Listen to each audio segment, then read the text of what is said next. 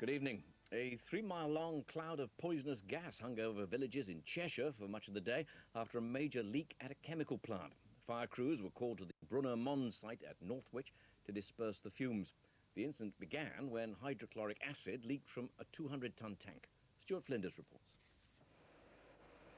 The cloud, 3 miles wide, drifted from the Brunner Mons chemical works to nearby villages. Local people were told to remain indoors and keep windows firmly closed.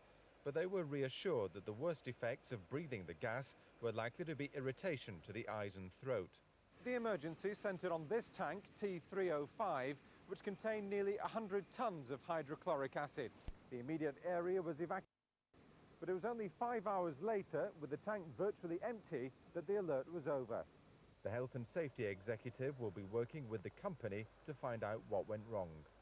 Well, the initial investigation shown that a piece of pipe has fractured, and our engineers will now be inspecting that very carefully to understand the reasons why that's happened so that we can avoid any repetition into the future.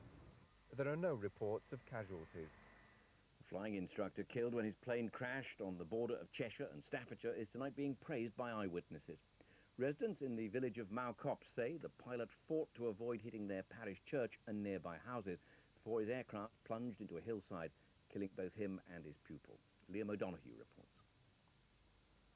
The single-engine plane exploded on impact 200 yards from nearby houses at 12:30 this afternoon.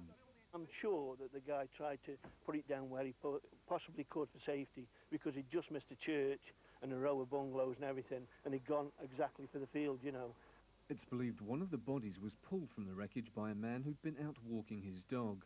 Firefighters using foam extinguished the still burning debris of the T-67 Slingsby Firefly aircraft. It had taken off from Woodford Airfield near Stockport nearly 2 hours before. It was being used by the International Test Pilot School, which trains both military and civilian pilots. Police tonight sealed off the scene for the Air Accident Investigation Branch. Greater Manchester Police have said they can't afford to recruit any more new officers in the near future. Today's announcement means that by the millennium there could be up to 400 fewer police officers on the beat as staff retire. A mid-term review of finances found the force was over budget and can no longer take on new recruits. Football, and in the UEFA Cup, Liverpool have been playing the Spanish side Valencia in the first leg of their second-round tie. Final score, Liverpool 0, Valencia 0.